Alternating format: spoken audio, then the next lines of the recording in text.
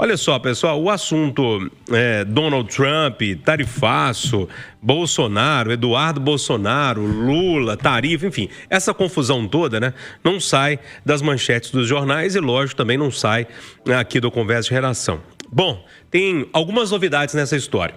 O presidente Lula está disposto, segundo interlocutores, a ligar para Donald Trump para negociar as tarifas. A disposição de Lula ocorre após uma proposta feita por senadores brasileiros para que os dois líderes conversem. No entanto, o clima no Palácio do Planalto é de pessimismo. A avaliação é de que a Casa Branca só pretende abrir uma negociação após a entrada em vigor das tarifas, marcada para 1º de agosto, ou seja, a próxima sexta-feira, como forma de aumentar seu poder de barganha. Além da falta de disposição de Trump para negociar e o pessimismo do governo brasileiro, o deputado federal Eduardo Bolsonaro, filho do ex-presidente Jair Bolsonaro, afirmou que está trabalhando para que os senadores da oposição e do governo que foram até os Estados Unidos tentar negociar o tarifaço não encontrem diálogo. Ele não deu mais detalhes de como estaria fazendo isso, mas disse que está fazendo. Inclusive, eu separei, Peixe, uma sonora aí para o Conversa de Redação que é exatamente do Eduardo Bolsonaro. O deputado também comentou que o presidente dos Estados Unidos, Donald Trump, estaria reagindo a violações de direitos e perseguição contra o pai Jair Bolsonaro. Eduardo Bolsonaro disse que o ministro Alexandre de Moraes encontrou agora um adversário à altura ao enfrentar Donald Trump. Vamos ouvir esse trechinho da fala de Eduardo Bolsonaro em uma entrevista ao SBT News. O Trump não está atacando a soberania do Brasil. Ele está defendendo a soberania dele, os interesses dos americanos. Não vão encontrar diálogo, então? Com certeza não, e eu trabalho para que eles não encontrem diálogo. Nós estamos em guerra, e é tudo ou nada. Ô Eduardo Costa, mais uma vez esse assunto. É o assunto da vez, né? Todo mundo está falando nisso. E agora a gente vê um deputado, quer dizer, Lula dizendo que pode ligar, mas o Trump não quer negociar. Tem o deputado Eduardo Bolsonaro falando que vai trabalhar contra o que os senadores brasileiros estão. Até o senador por Minas Gerais, Carlos Viana, está por lá também, né? Dizendo que vai trabalhar contra essa possibilidade de negociação lá nos Estados Unidos. Esse assunto toma contornos cada vez piores, né? Bom dia a todos. Bom dia. Ô, Júnior, eu só consigo pensar numa palavra: inacreditável.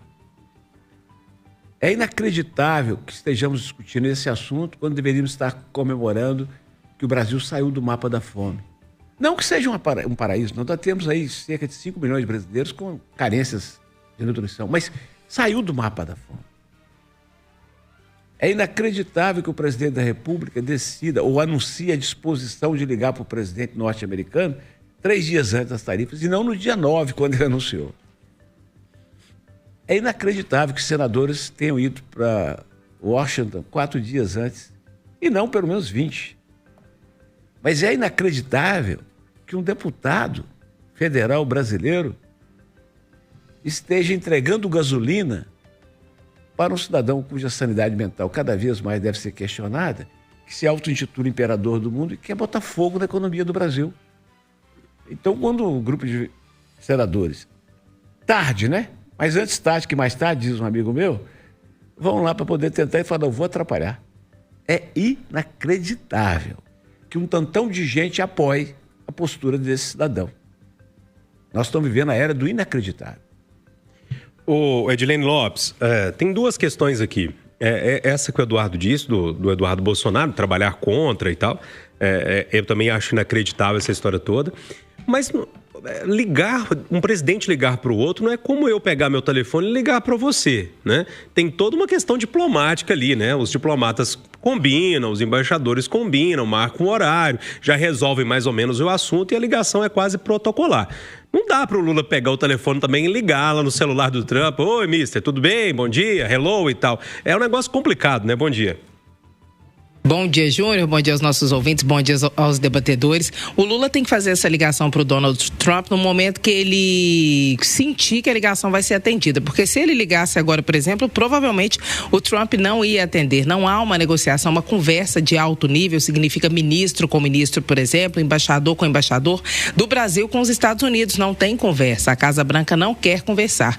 E o presidente Lula tem batido na tecla que ele está à disposição. Mauro Vieira foi para um evento da ONU, está em Nova York que diz que vai a Washington se o governo americano quiser conversar. O Brasil não conversa porque não há essa possibilidade de diálogo. E Donald Trump sabe o que ele está fazendo. Ele ficou irritado com a postura do BRICS, que ele já sabia que era essa, de usar uma moeda alternativa ao dólar nas suas negociações multilaterais, o que ele já tem feito usando as moedas próprias, já que não é uma moeda única do BRICS, mas eles usam as moedas dos seus países na negociação, não priorizando o dólar, e isso irrita os Estados Unidos, porque afeta ou pode afetar futuramente a hegemonia do país, porque não é apenas o Brasil, é o Brasil com grandes potências, com Rússia, com Índia, com China, e isso irrita muito o presidente americano, e essa medida dele tem a ver com isso. Então, o tarifaço vai começar a valer muito provavelmente. O Palácio do Planalto sabe que isso vai acontecer, porque Trump joga duro, ele quer que o Brasil sinta o que é uma punição dos Estados Unidos, e muito provavelmente a negociação só vai ser aberta depois disso. Lula espera a hora ideal para fazer essa ligação. A primeira visita de Lula aos Estados Unidos depois dessa história toda já está marcada. Ele vai à Assembleia Geral da ONU, vai para a abertura da reunião de cúpula, que tradicionalmente, durante todos esses anos, desde o início, é feita pelo Brasil, e lá não tem nenhuma agenda prevista com Donald Trump, mas vai em território americano, vai à ONU, vai em Nova York e vai defender o multilateralismo na casa do Trump, que é o que ele tem feito durante as reuniões com os blocos dos quais o Brasil participa, como, por exemplo, o BRICS, que fez a sua última reunião lá no Rio de Janeiro e que este ano é presidido pelo Brasil. Lula tem um objetivo específico de levar essa discussão adiante, porque ele se considera esse ator que pode fazer a mudança internacional, e como a presidência do BRICS é do Brasil, foi a oportunidade perfeita. Estamos pagando um preço por isso, pela decisão que o Brasil e o BRICS tomaram. E agora nós vamos ver nos próximos dias isso começar a valer, e muito provavelmente Lula tentando uma interlocução com o Donald Trump, que vai dar ende nele, não vai querer atender, até que em algum momento haja disposição de alguém recuar, e muito possivelmente vai ser do Brasil, e aí a conversa vai começar. É nesses níveis que estamos no momento, Júnior. E o que Eduardo Bolsonaro está fazendo é um voo kamikaze, ou seja, autodestrutivo. Ele está implodindo a base do próprio ex-presidente Jair Bolsonaro, que continua com seus aliados de primeira ordem ali, mas já tem alguns que vão no movimento contrário muito timidamente, com medo de serem retalhados. Nessa missão lá nos Estados Unidos, por exemplo, tem Tereza Cristina, que foi ministra de Jair Bolsonaro, Marcos Pontes, que foi ministro de Jair Bolsonaro, Esperidião Amin, que é um senador pelo Sul, que é da base dele, e Carlos Viana, que embora não seja hoje considerado um bolsonarista, foi o candidato de Bolsonaro ao governo de Minas, ou seja, até os aliados pularam do barco. Pois é, eu vi que teve uma certa discussão também entre Eduardo Bolsonaro e Nicolas Ferreira, né, ontem e tal. O William Travassos, você acredita mesmo que essa tarifa de 50% vai entrar em vigor na próxima sexta-feira? Bom dia, Júnior Moreira. Bom dia, bancada. Bom dia, os ouvintes da Itatiaia. Como é que você falou que o Lula vai fazer? Vai ligar pro Trump? Vai ligar pro Trump. Hello, my friend. My friend, não. Ele vai falar. End fake to Brasil. Não. Você é o cara que tá querendo acabar com o dólar, você tá querendo criar uma nova ordem comercial, você é o cara que se associou lá ao Irã, aquele cara que financia o Hezbollah, o Hamas. Mas não era por causa do Bolsonaro? Então, mas aí calma, uma coisa é uma coisa, outra coisa é outra coisa, porque aí a gente tem esse discurso do BRICS que não agrada em nada o senhor Donald Trump, e a gente tem esse movimento do Trump encontrando uma brecha em função de tudo que ele ouviu do Eduardo, né, porque as informações chegaram para os Estados Unidos dizendo o seguinte, os caras não estão respeitando a democracia, e o discurso é esse da turma da direita radical,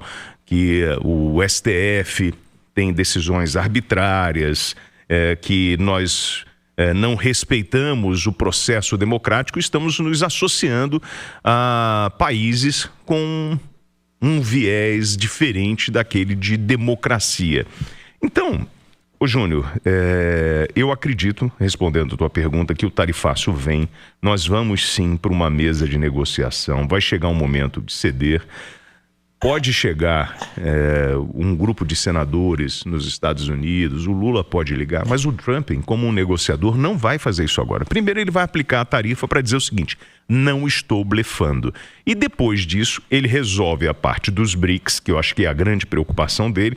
E em relação à nossa soberania, acho difícil o governo americano emplacar. E o que me assusta é o Eduardo com esse discurso da direita radical, que ele vem e fala o seguinte, estamos em guerra. Amigo, como assim nós estamos em guerra? Que guerra é essa que você está propondo entre duas nações, levando em consideração o poder bélico do governo americano e o poder comercial do governo americano em relação ao Brasil? A ideia é o quê? É um enfrentamento tanto na área comercial como na parte bélica. Que guerra é essa que você está tentando trazer para o nosso universo, onde a diplomacia brasileira sempre foi muito cordial e respeitosa com os demais países? Então, é isso que a gente quer como nação, criar um conflito internacional, e é por isso que a turma está se descolando. E aí, isso vai refletir na próxima eleição. O cara que é de direita radical vai abraçar o Eduardo e vai nessa coisa de contra as instituições, contra a liberdade. Esse vai ser o discurso na campanha. Por outro lado, um cara que não é de direita radical, ele vai pular para o centro ou vai se associar à esquerda para tentar emplacar em 2026. E a gente já está vendo isso, essa mobilização de um Viana da vida, né? Que sempre vai pular para o lado que favorece ele, não é isso? Ou é mentira? Gente, de verdade, eu vejo os dados da Bolsa de Valores, eu não vejo a Bolsa caindo tanto, eu não vejo o dólar subindo tanto. De verdade, eu não acredito que esse tarifaço vai acontecer. Sabe quando você foi vender sua moto, sua Harley Davidson? Sim. Ela valia 150, você pediu 170, né? Não. Pra cair pra 150, não é assim? Não, mas há uma desvalorização, na verdade. Mas negociação, gente. é isso, você pede acima pra chegar num valor, isso vai ficar 10, tá 15%, como todo mundo vai pegar. Faltam mas quantos é só dias? uma visão, é só uma visão. Vamos esperar sexta-feira pra ver como é que isso vai ficar. Já está na penitenciária inspetor José Martinho Drummond, em Ribeirão das Neves, Matheus França, de 32 anos, preso por ter matado a mãe, a professora de História Soraya Tatiana Bonfim França. Como a gente está acompanhando desde o início, né, ele foi preso na última sexta-feira pelo DHPP e confessou o crime. A defesa de Matheus alegou que ele estava recebendo ameaças de morte dos outros detentos no Ceresp Gameleira, onde estava preso.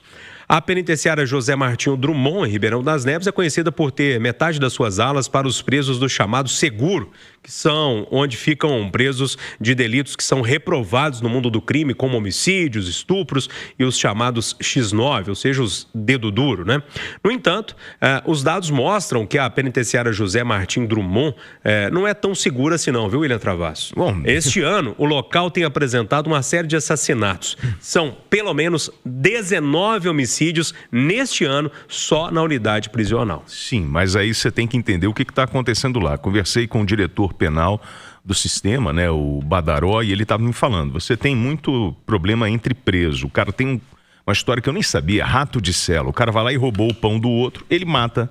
Então são problemas internos ali. E desses 19 homicídios, o cara cai para 4, o que é realmente entrevero entre eles.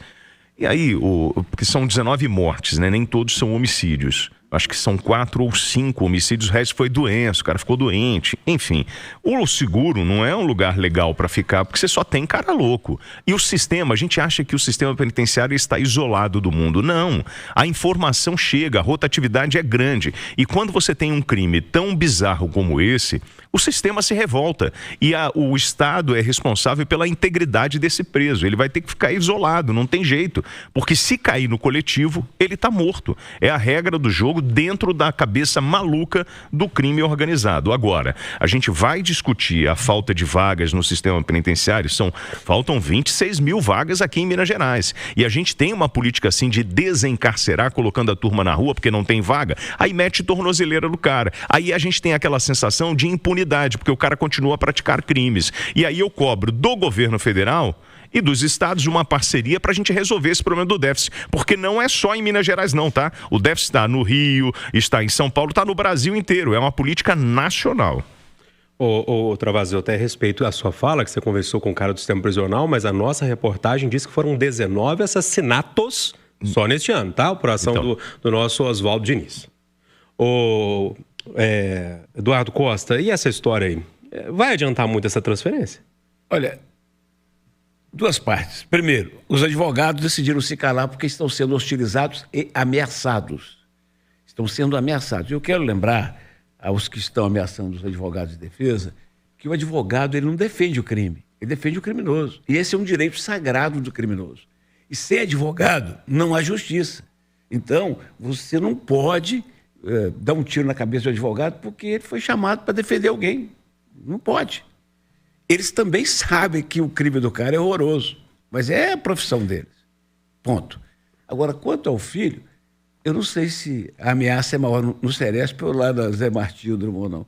Porque lá tem essas áreas específicas, mas, reiterando o que já foi dito, 19 mortes esse ano. A última de ontem para hoje, com sintomas, com aparente causa assassinato. O Oswaldo está me corrigindo aqui, Eduardo. São 15 assassinatos, até onde ele apurou, dentro da penitenciária. Isso, são 19 mortes, 15 deles fruto de assassinato.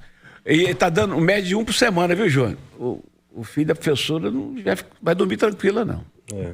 E aí, Edilene, nesse caso, cada hora toma um contorno diferente. Exato, Júnior. O sistema prisional no Brasil, ele não funciona direito, não funciona como deveria funcionar, ele deveria recuperar. Então, o preso, a partir do momento que ele entra no sistema, ele deveria, isso é uma garantia prevista na Constituição, ter segurança, deveria também trabalhar para reduzir a sua pena e para não ficar improdutivo. Agora, esse filho, antes de matar a mãe, deveria ter pensado nos problemas que ele ia ter depois disso. Isso que está acontecendo com ele e os problemas que ele vai ter decorrente do que ele fez, são parte do que acontece aqui na Terra. Agora, a justiça divina, ela também não falha. Ele procurou esse problema, agora ele lide com as consequências. Pessoal, vou virar o assunto aqui. O governo federal comemora a saída do Brasil do mapa da fome após um período de retrocesso. O país havia voltado a figurar no relatório da ONU entre 2019 e 2021. O documento aponta que menos de 2,5% da população brasileira estava em risco de subnutrição ou não teve acesso à alimentação suficiente entre 2022 e 2024. Ainda que os novos dados sejam considerados positivos, Eduardo, isso não significa que os problemas de acesso à alimentação estejam superados por aqui, né? É verdade, é verdade. Mas aqui, há de se comemorar, sim, é boa notícia, sim. Diminuir fome, gente. Diminuir fome. Agora, ainda somos 5 milhões de pessoas subnutridas, que comem menos que precisava. E isso é muito triste, muito, muito triste. E outra boa notícia desse mês é que 536 mil famílias, Júnior, depois de 2 anos na regra de proteção, deixaram o Bolsa Família. E outras 385 mil famílias entraram na regra de proteção. Quando você melhora um cadiquinho, em vez de ganhar menos que meio salário mínimo, passa a ganhar mais do que meio. É tudo ainda muito triste, muito miserável, mas significa avanço. E tudo que for para diminuir a fome das pessoas deve merecer o nosso aplauso. E quem está dizendo que houve essa redução é a ONU, então vamos respeitar. E aí, William Travassos? Não, eu acho que isso é um trabalho em conjunto. A gente não pode esquecer do período de 2 anos que nós vivemos em pandemia, de todos os auxílios, como Auxílio Brasil, Auxílio Táxi, Auxílio Caminhoneiro, que foram destinados pelo governo federal para socorrer as pessoas na gestão Bolsonaro. Então, a gente tem que parar de pensar em política de Estado, e sim na política... ou melhor, na política de governo, e sim na política de Estado, onde um vai suceder o outro para a gente superar esse desafio de acabar com a fome no Brasil e de diminuir as desigualdades. Mas esse reflexo aqui, o que aparece hoje na pesquisa, a gente não pode esquecer do que foi feito antes. E aí, Edilene? Vou chamar a atenção aqui, Lula. Lula foi bom, hein, Júnior? Para a forma como Lula está capitalizando. Você quer que eu te chame de Bolsonaro também para compensar? Só piora, Júnior. Aqui, não, porque eu ia falar o seguinte: Lula está capitalizando isso de forma internacional. Ontem ele fez uma comemoração nas redes sociais, falou por telefone com tradução simultânea com o presidente da FAO, que é a organização dentro das Nações Unidas que cuida da alimentação e da agricultura, porque no ano passado, dentro do G20, que o Brasil também presidiu, ele lançou a Aliança Global contra a Fome para tentar replicar a tecnologia usada aqui no Brasil para reduzir o combate à fome para outros países que fazem parte do G20. E agora ele está contando, né, essa vantagem de um feito que o Brasil conseguiu num momento em que a situação internacional dele é dificílima, porque o que está acontecendo entre o Brasil e os Estados Unidos nunca aconteceu antes, não tem precedentes na história de um presidente americano tentar fazer uma intervenção na economia de outro país, mas na verdade é uma vingança que não tem nada a ver com Bolsonaro, tem a ver com o BRICS e, conforme o Travassos falou, com a tentativa de Lula e dos países que fazem parte desse bloco de restabelecerem uma nova ordem comercial no mundo, tirando o dólar do protagonismo. Então, essa vitória que é muito grande para o Brasil e que no cenário internacional talvez não tenha tanta repercussão, é mais uma moeda que o Lula está tentando usar para dizer que ele é um agente que provoca mudanças no cenário internacional. Agora nós vamos ver se essa tentativa de movimentação que ele faz em relação ao BRICS vai ser positiva ou negativa para o Brasil, porque muita gente avalia que o Brasil vai se dar muito mal com essa história e com o fato de o Lula ter sido porta-voz dessa mensagem do BRICS entrando em confronto direto contra os Estados Unidos e sendo o país que até o momento está sendo mais punido, já que China, Índia, os outros países estão fazendo seus acordos para reduzir tarifas e o Brasil até então é o país mais prejudicado. Júnior. O Rono, que é um ouvinte especial e um empresário querido, está lembrando aqui, matar a fome é preciso. Agora, o governo precisa urgentemente estimular essas pessoas que estão vivendo políticas sociais a ocuparem uma das vagas que estão em aberto no mercado de trabalho no Brasil inteiro. Tem muita vaga e pouca gente querendo trabalhar. Bom, vamos lá. Não, eu acabei de falar com o diretor-geral do sistema penitenciário, o Badaró, que está em Israel. Me disse o seguinte, William, nós tínhamos 16 casos lá na José Martim Drummond, em Ribeirão das Neves. Apenas 4 homicídios foram confirmados, mas eu já pedi a ele o número total de mortos de homicídios em sistema penitenciário e vou pedir uma nota oficial do governo do estado, até para a gente enxergar todos esses casos. Só para confirmar, a apuração da nossa reportagem, então, confirma 19 mortes e 16 homicídios. Ponto final, nosso Conversa de Redação. Teve Eduardo Costa, William Travassos e Edilene Lopes.